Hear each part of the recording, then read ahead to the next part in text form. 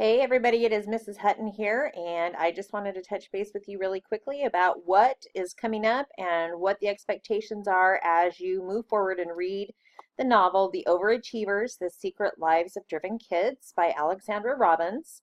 This is the novel that you all chose, or at least those of you who participated in the survey that I gave at the beginning of semester 2. So you guys chose this novel to read, and so now I want you guys to be diving in and reading this novel. So you don't have a lot to do with this novel. However, there is a lot actually to be doing as you read this novel. And so let's dive right into what I'm expecting you to do as you read through the book. So as you're reading through the book, you will be completing a dialectical response journal. And there's actually quite a bit to do in this response journal, even though you might think, oh, it's only one assignment. There's actually quite a bit to do.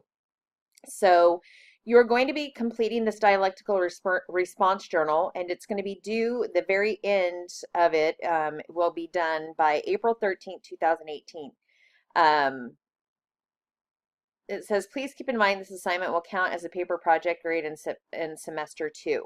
So this is a big assignment. This is a big project that you have to do to complete it. So let's jump right into what exactly is a dialectical response journal. So dialectic means the art or practice of arriving at the truth by using conversation involving question and answer. For this assignment, you will complete a dialectical journal for the novel to aid in your understanding of the story and to demonstrate that understanding to your teacher. Dialectical journals are not overly complicated and will help you keep track of important points in the text as you read. Through them, you are essentially having a conversation with the text, jotting down insights, questions, ideas, and thoughts, and with yourself. Your goal is to make notes about points in the novel that you find significant, profound, noteworthy, ironic, troublesome, sad, interesting, confusing, etc. So notice that here I'm not saying, okay, find all of the literary devices and find all the rhetoric and all of that. No, I want you to connect to this novel. You need to connect and make points. You need to make significant insights, have conversations with what are you thinking about the reading? What do you think about the book? What's going on? Is there something that you connect with and you really want to write about with what you're connecting here? Or is there something that you just don't quite understand and you need to know more about, and then maybe write about that, and then later in the book maybe you'll make that connection eventually. So I want you guys connecting personally with this novel, not just for English purposes. So for this reading assignment, you should use an online journal. You can use Word. It has to be a document that when I open it in the Dropbox, it opens. It can't be in Pages, or you can use it in Pages, but you must submit it in Word or a document that I can read. Please use a running document. That means you just add the assignment. You just add the assignment on to the ones before it. And so please make sure you use a running document to keep your responses together. You must have at least 4 quotes and reactions or commentary for each chapter of the book. Okay, so that's what makes it a significant assignment, and that you have to have at least 4 quotes and or reactions or commentary for each chapter of the book. So how to create a dialectical response journal. You're going to set up your online document journal in Word, whatever, Pages, whatever it is that you use, but it must be turned in a document that I can open in Word in the Dropbox in the class itself. Please put your name, the course title on the title page in a clear font. Neatness, grammar, and formatting in this journal is absolutely essential. You must have it neat. It must be formatted. It must be well written. You do not have to double space in this journal. You can single space, but you should put double spaces or so, quadruple space maybe, in between each of the quotes. Okay. All right. And the top of the right column, at the top of the left column, write the heading quotes, and at the top of the right column, write the heading commentary. And I'll show you a sample of this in just a moment. As you read every chapter of each of the novel, complete at least 4 journal entries wherein you write the quotation which prompted your question or commentary in the left comment. Use MLA style and include the page number in parentheses after each quotation. In the right column, write down your ideas, insights, questions, reflections, or comments on the quote in the corresponding left column. To focus your reading, try to think about literary qualities such as tone, organization, word choice, style, all of those. So you may absolutely look for these things, but I want you to look for them on a personal level, okay? Character, analysis, theme, setting, symbolism. And then you're going to start making connection with how do these things connect to the book? How do they connect the novel together? Devices the author uses to get a particular response from the audience. That's what I want you to start looking at. What is this author specifically doing to try to get this response from me? And this is a nonfiction book, therefore you should be getting personal responses about what you're reading. Okay. All right, so choosing passages from the text, choosing quotes, choosing passages. Let's take a look at how you do that. So look for quotes that seem significant, powerful, thought-provoking, or puzzling.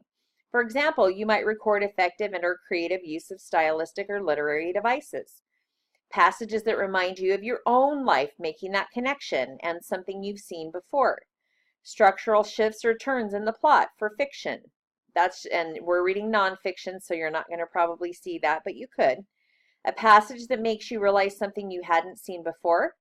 Examples of patterns like recurring images, ideas, colors, symbols, or motifs. Passages with confusing language or unfamiliar vocabulary. Events you find surprising or confusing, and that could happen in this book. Passages that illustrate a particular character or setting. So how should my dialectical journal be organized then? So this is a model book used, Angelus Ashes by Frank McCourt, and this is exactly what it needs to look like. So the first column, and you can set up columns in Word. So the first column should say quote from novel with quotation marks, and it shows you right here exactly what it should look like. If you notice right here, it says chapter 1. And then you should have four of those for each chapter. Okay, so chapter 1, here is the quote that is used, and then here's the commentary, the thoughts, the thought-provoking ideas. The literary device that was used in this one was symbolization. And so, but it's the reader's reaction, interpretation, evaluation, and analysis to the quote. Okay. Now this handout that I'm going through right now is in your class plan. So make sure you're checking the class plan for this actual handout and print it out and keep it somewhere where you're going to have it safe. All right. Then I'm not going to go through this information. You can go through this on your own. But it says how your dialectical journal will be assessed. To get an A, you're going to have all these things. To have a B, you're going to have all these things, and so on. And I will leave that for you guys to read through and take a look. All right, so your dialectical journal, nothing super hard. However, it is a lot to do when you're reading through the chapters, having to find quotes, find significant pieces and parts of the novel, and things that relate to you, things that relate to your reader, things that relate literary wise or personally wise. And so that's what these are. Now the reason why I chose not to have a class connect this week is because I understand and know that you guys need all the time that you need to read. So I want you just to make sure that you spend today going through and getting started on these dialectical journals. If you've already begun reading chapters 1 through 5, you are going to have to go back. If you have not started the dialectical journal, you're going to have to go back and find significant quotes. And that's why I wanted to just give you a quick overview today, so you have the whole hour or more that you set aside for today for language class, to go back and make sure that you get all those dialectical journals turned in. Okay, so the other thing I wanted to point out to you is that you have 3 weeks. You're going to have 3 weeks to finish this novel. At the end of each week, I I have you turning in your dialectical journals to me at the end of each week.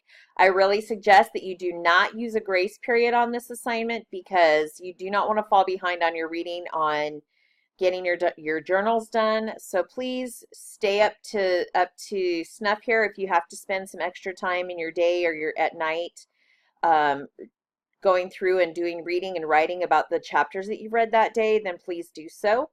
But for the most part, you guys should all do fantastic and you'll do great. So if you have any questions about the dialectical journals, please email me. I am in and out of my office this week, and so please just email me. I'll get back to you as soon as possible.